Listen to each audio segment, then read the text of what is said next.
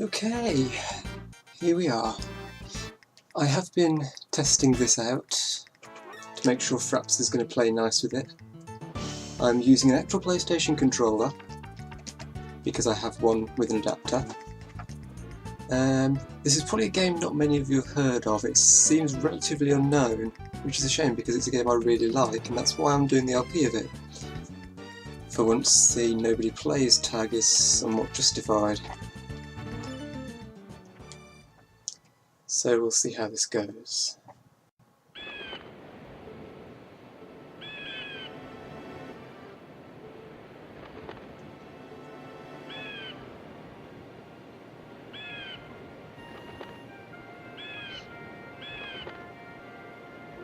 I'm sure I'll get at least one comment about graphics, if assuming I get any comments at all.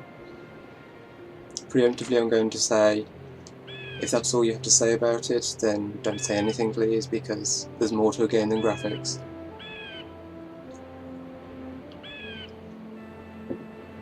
Comments about similarity to Legend of Zelda will also be ignored.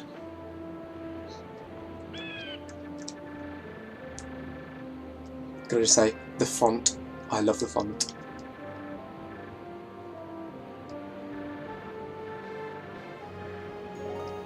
Well, Is there a config? I don't think there was a config. I can't speed up text other than by holding square.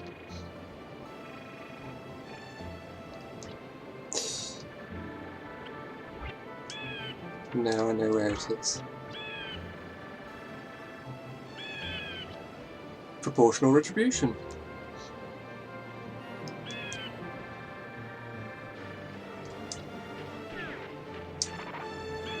So square is the interact button, which also serves as attack if you're not interacting with anything. X is jump, circle is not anything on the field, and triangle is to run. Then we have the menu. Key items on this page. Equipment there. And then weapons go across there, and all the other inventory items go here. We've got money, which is Gilda, we've got the Gilded Falcons, which are a designated collectible item, and keys.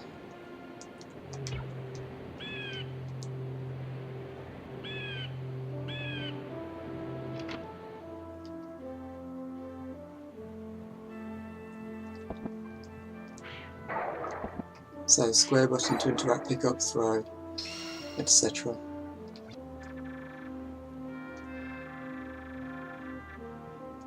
I'm sure this crack in the wall won't be relevant.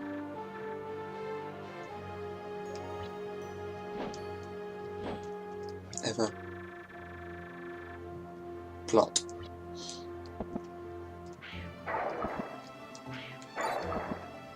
So those little pink things are health drops, which are completely redundant at this stage. Most things when thrown can give health drops when they break. Let's go and talk to the captain, because that's what we need to do to proceed.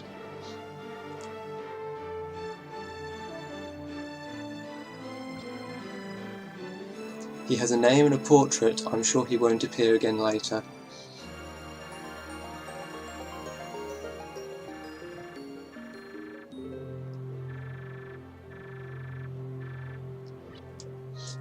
You know, it's never explained how he eases the ship into port, because there is no port in the taller region.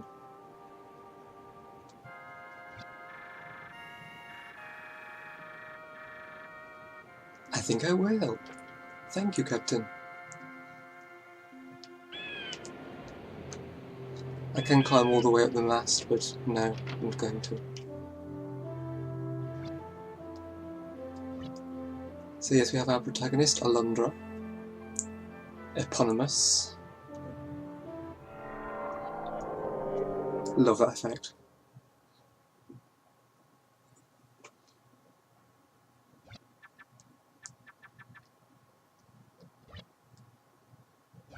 No, but I can read you.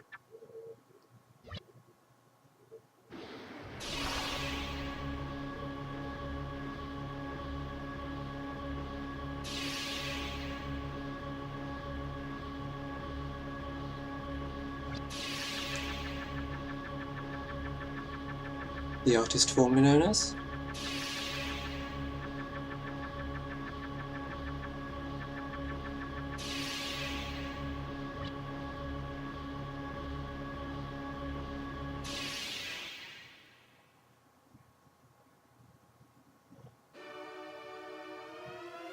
Nightmare music, one of my favourite tracks in the game. And I love most of the music in this game.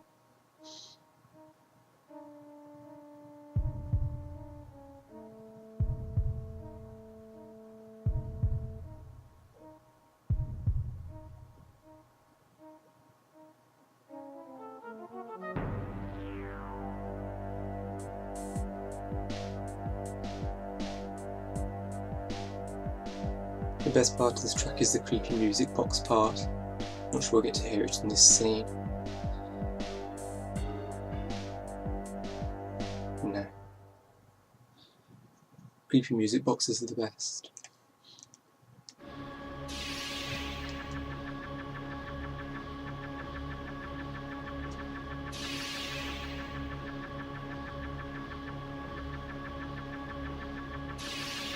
Always 1,000 years, everything is always 1,000 years.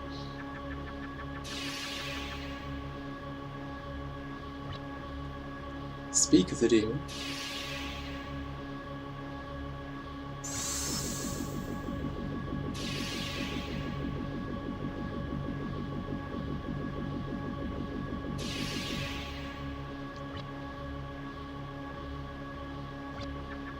Yeah, I know this goes on a bit, I can't speed the text up for this.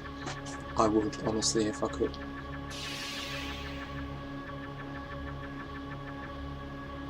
Armor-piercing question.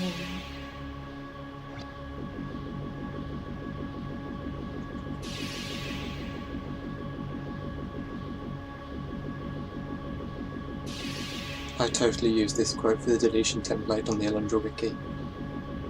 This article's presence on this wiki has become, etc.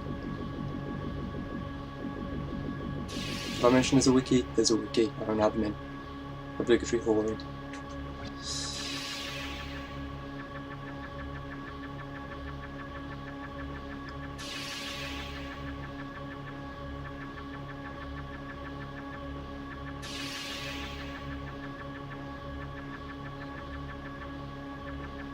I mean, honestly, Melzus just makes it too easy for Vars here.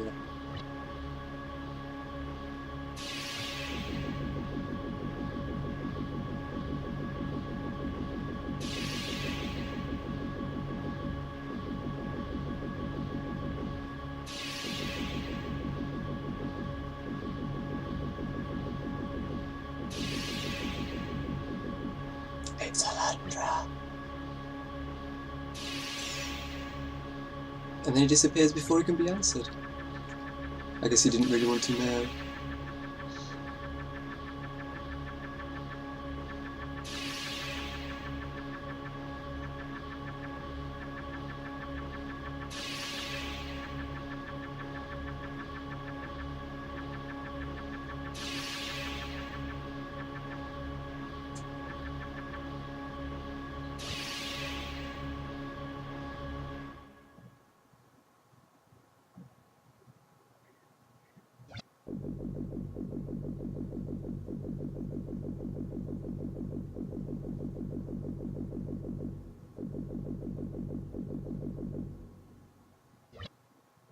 Sure.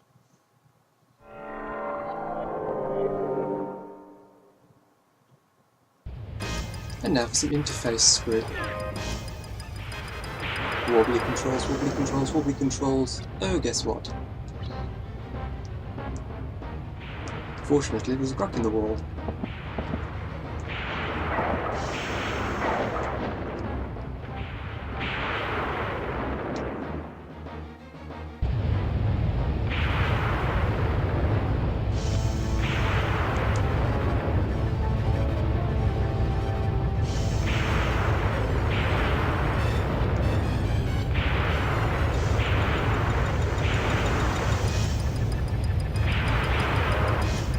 You know, they said that about the Titanic.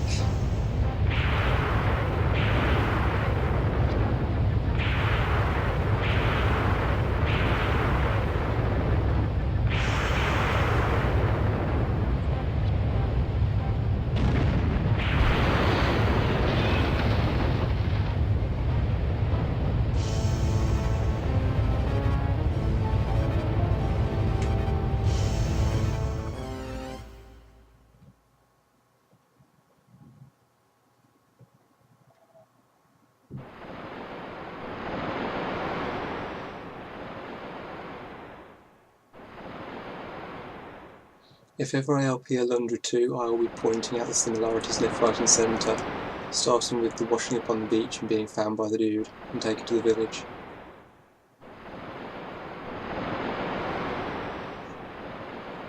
Alundra 2 is not a bad game. 3D is a bit dubious. Anyway, not the place to talk about it.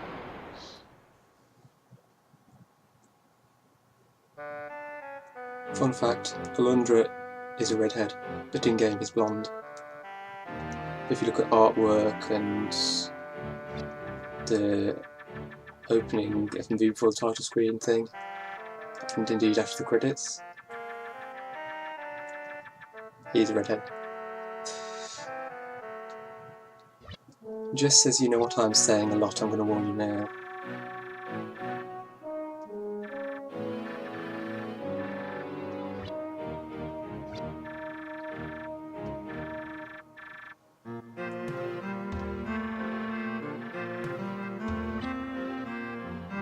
This is going to be a thing. It's already started being a thing. It could be on screen already.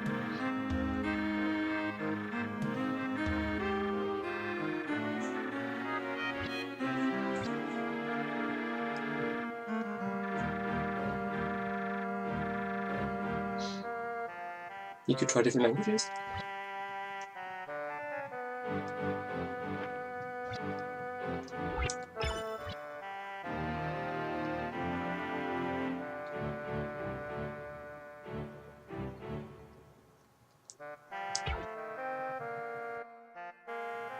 That is interesting because I booted the emulator up from the start, not from a save state. So that's my previous save file. That's another one. Let's stick it down here.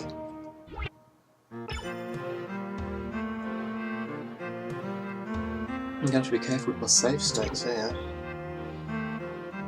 I'm not going to use save states apart from to boot the game up and everything, unless there's something that I missed that I really want to go back and show. Give me a second. 2, 3 is empty, 4 is at the end of the game, 5 is at the start of the game for convenience. I have no idea what's in 1, probably the title screen. 2 is from a different save file. Let's go with 3, that's empty. 1, 2, 3. Okay, 3 is my LP save state. Try and remember that.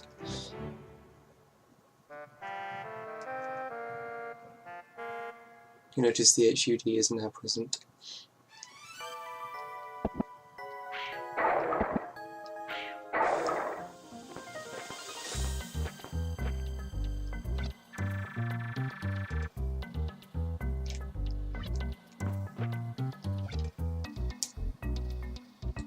This definitely isn't going to film it later, obviously.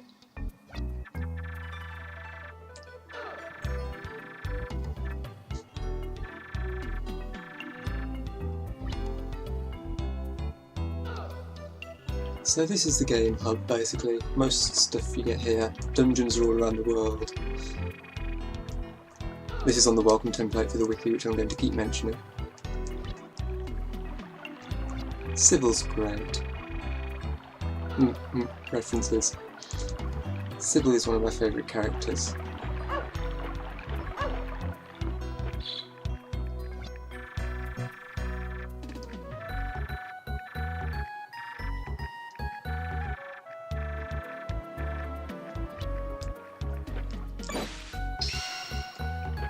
Let's see if I can't start getting it in money together.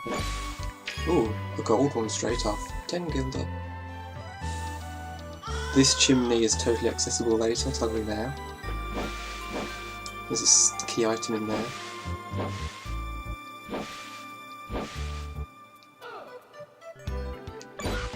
It's one for the chickens, you can't get in there. And they certainly don't turn violent. They just run around.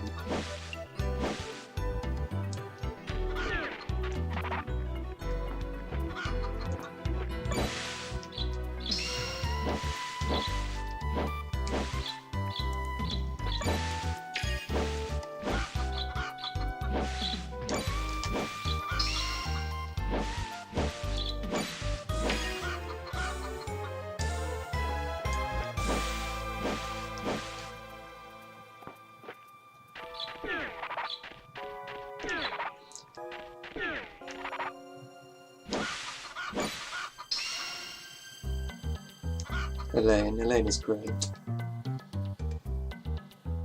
This is her father. The tragic alcoholic.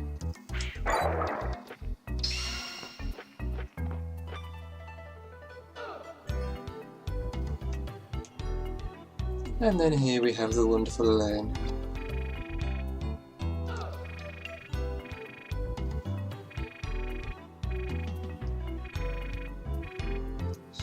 Who has a bit of a split personality going on.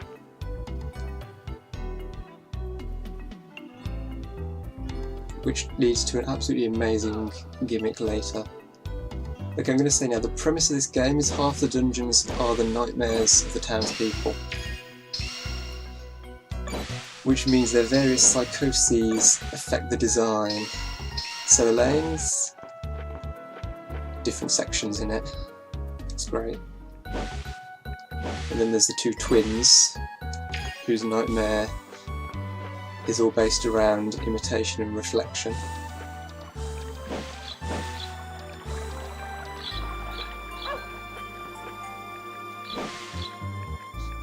Okay, I'm not going to talk to everyone.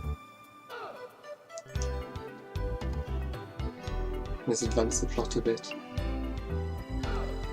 There's the twins. Bogus and Nestus.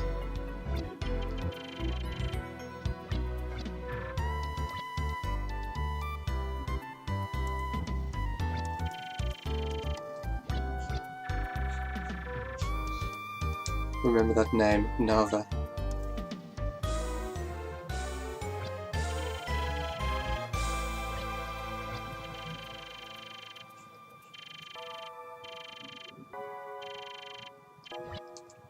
Helpful directions, thank you. Very obliging.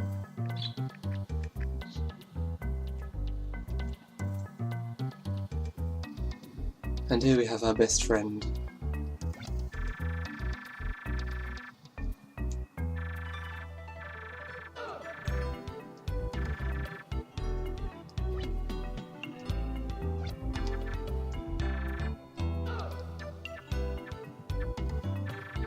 I'm not sure why being Harry Potter proves anything. The pointy ears you'd think would prove something.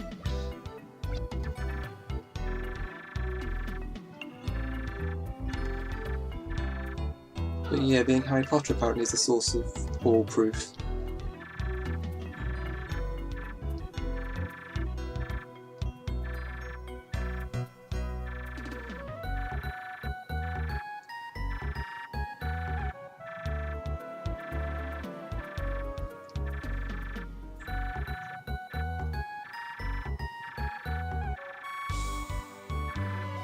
This game is a bit dark, a little bit, I'll tell you now.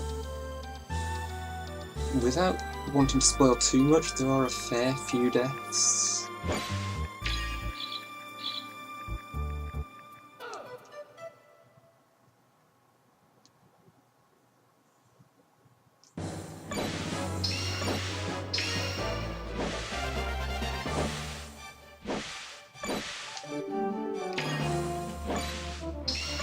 Now I want to take a moment to talk about the intro to this video. It's disappointing. My original plan was to use the fire and ice ones, which is going to get later in the game, and have Alundra fill in the colours on my emblem.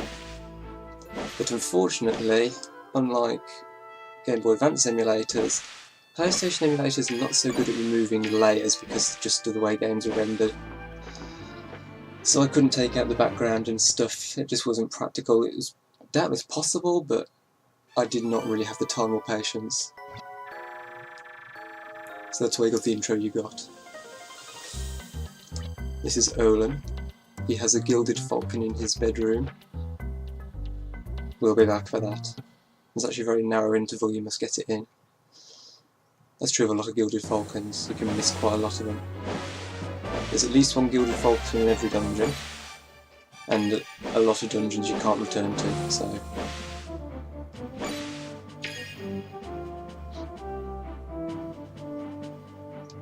Here's the coal mine.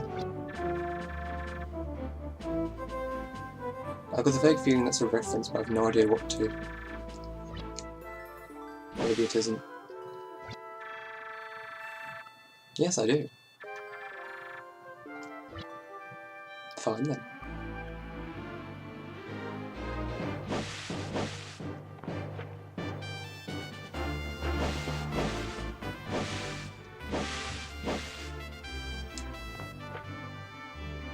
We have the sanctuary here, and the obligatory old mysterious character who knows more than is letting on.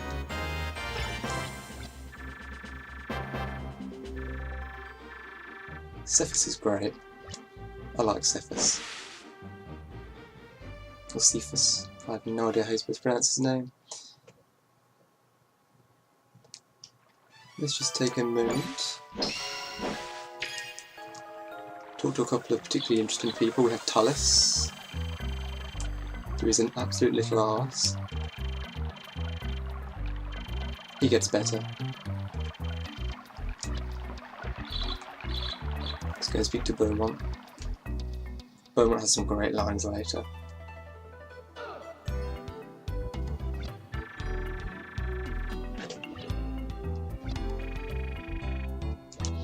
We'll meet everyone eventually. I'm just picking a couple of specific ones.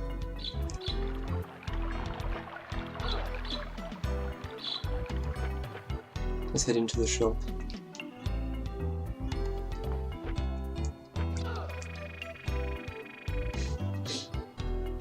She is good at sales pitches. Totally not going to be available later. It gets better.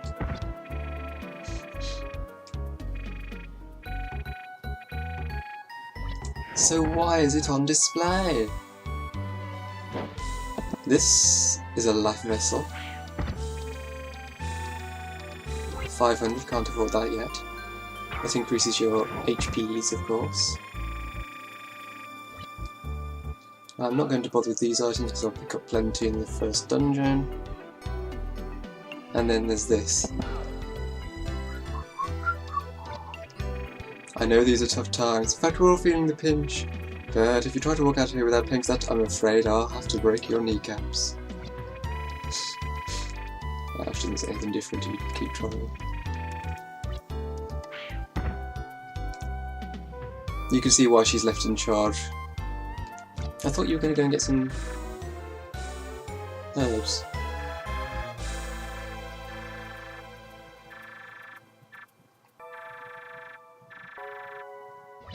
Let's just head over to Magaskar before I go to the first dungeon. This is Sybil's house.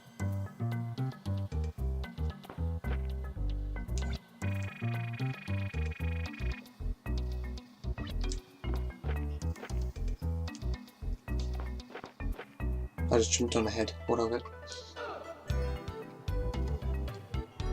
People are valid platforms.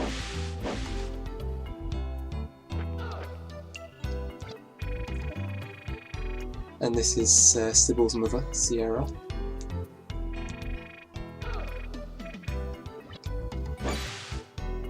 I wonder if anyone else is saying anything different now that I've triggered those events. Let's have a look. It's totally Toba. Obviously.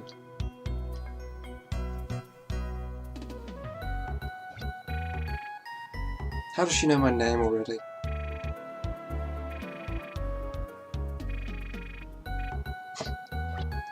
Elaine is great.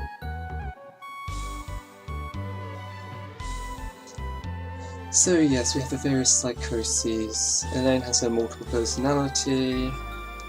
Sybil has prophetic dreams while awake. Yeah. And here we have Klein. I guess I'm going to talk to almost everyone.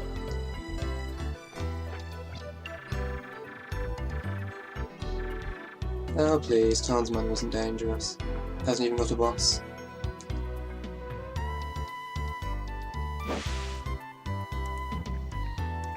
And here we have Oh no, what's her name? Her thing is... no idea. When she falls asleep, stuff explodes.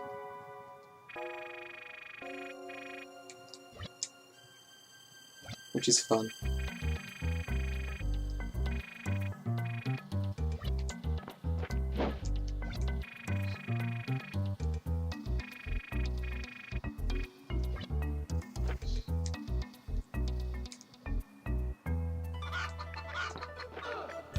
And then we have Benair, who doesn't have any sleep issues. He's just an outrageous surfer dude. Seriously.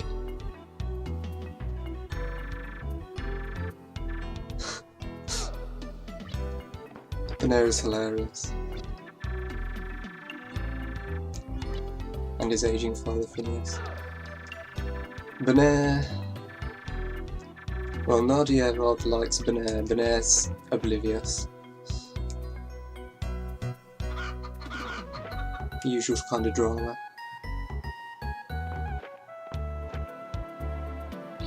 And then the other person of note, there's Mead and Lutus. Is it Mead? No. Yeah, Mead and Lutus in the house with the chimney I mentioned. And then we have Giles.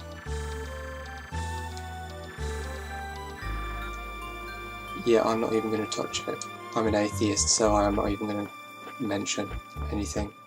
Otherwise I'll be off. Although suffice to say, because it is a video game, any and all gods are actually evil. Pretty much a given.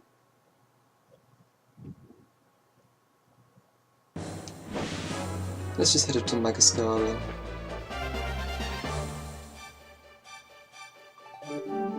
I've never been sure whether to pronounce it with a hard or a soft G. Magascara, Magascara, Magascara, Mascara, Madagascar, Madagascar. Here we have some slimy things. The blue one is called Pucus. The pink one's just slime. Here we have some chests I can't reach yet. Sneaky slime there. Dagger isn't especially powerful.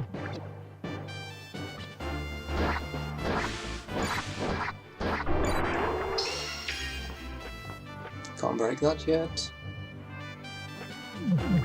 No one cares about you lot.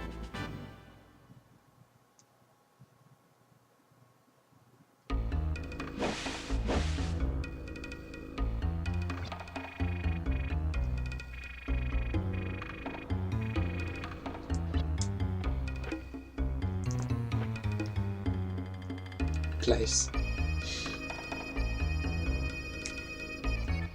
I would keep being cryptic, but basically, if there is a thing, I will come back to it at some point later in the game. That's a safe assumption for this entire game, I'll tell you that now. So, let's head to Tarn's Manor. But I won't actually get anything done with it because it's almost the end of the episode. Can't get there from here. Okay, navigating the world map can be a bit of a pain. You get used to it. It's been a little while since I last played though, so it'll take me a minute.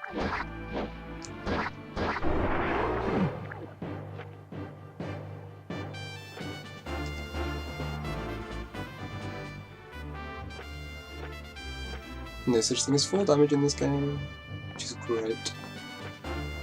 I cannot imagine how hard this game would be with fall damage. Anything more to say? Won't be? No. Let's see what he says if you say no. Ah, that's the thing. Morton's Fork.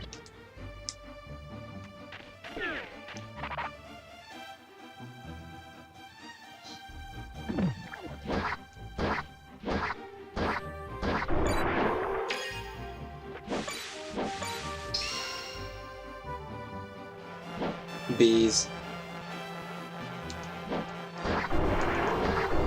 1 hit point.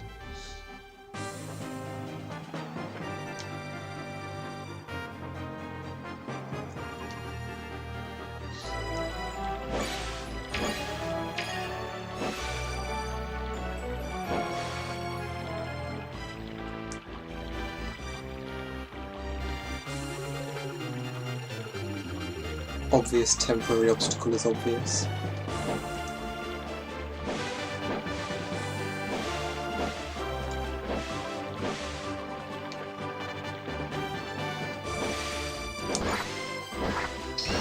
Here we have some actually slightly more threatening opponents. Another thing I can't get past at the moment. Chests everywhere that I can't reach yet. That's the thing. Can't get up there, it's 2 blocks high. This game is made of you can't jump up this 2-block incline. Tons of mana. Thorn bushes again, fire wand later on, blah blah blah. And meet the Merg. Trust me, you'll be sick of these monkeys before too long.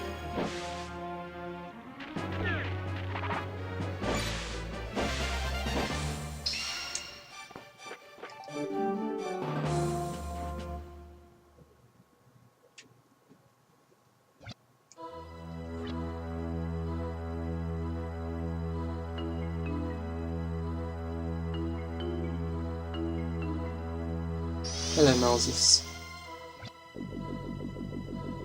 This is a good quote.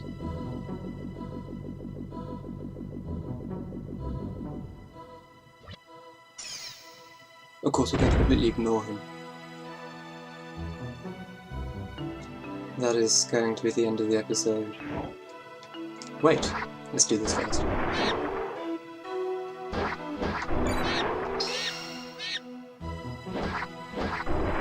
As you can see, Merg aren't terribly threatening, mostly just annoying. One door opens. Let's just do this. More Merg. Ow.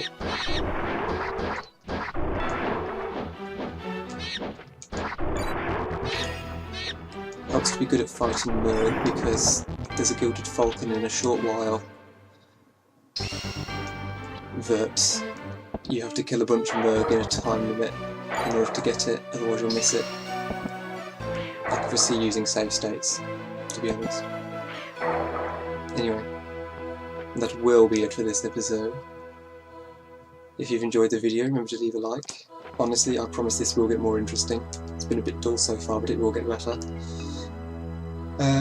Share, favourite and comment, help support the channel. Subscribe if you want to see more, and I really hope you do because I love this game and I really want more people to know about it.